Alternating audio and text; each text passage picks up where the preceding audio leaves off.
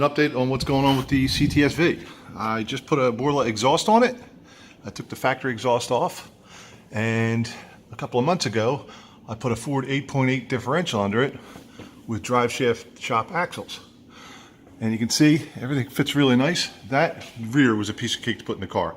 I videoed it, but my camera work was so terrible I can't edit it into anything worth watching, so you get to see the after here only. But you can see I put the Borla exhaust on it, and it clears the differential here. It doesn't rattle. I've driven the car around, which wasn't the same with the factory exhaust. The factory exhaust, I had to sort of pound there and over here to clear the brackets. But everything fits good. It's got 410s in it now. It's got this Borla exhaust. I can't say I'm digging the gigantic tips too much. Hopefully when I put the long tubes on it over here, I got these long tubes. There are Cook's long tubes, stainless steel, 1 7/8.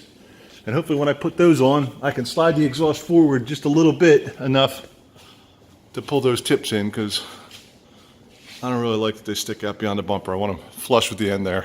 They're just a little bit too big around. But anyway, the car sounds terrific. It's got a little low rumble to it. It's not obnoxious like Flowmasters or something would be. I'm really kind of digging it.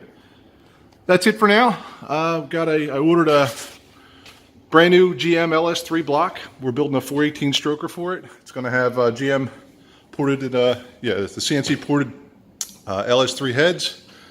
And haven't picked the cam out yet, but whatever cam's going to go good in a 3,800 pound car with 410 gears and a stick is what we're going to use. My engine builder seems to think he can make 650 at the flywheel. I'm hoping we put down 500 at the tires. We shall see, but that's coming up in the next few months, so stay tuned. Thanks for watching.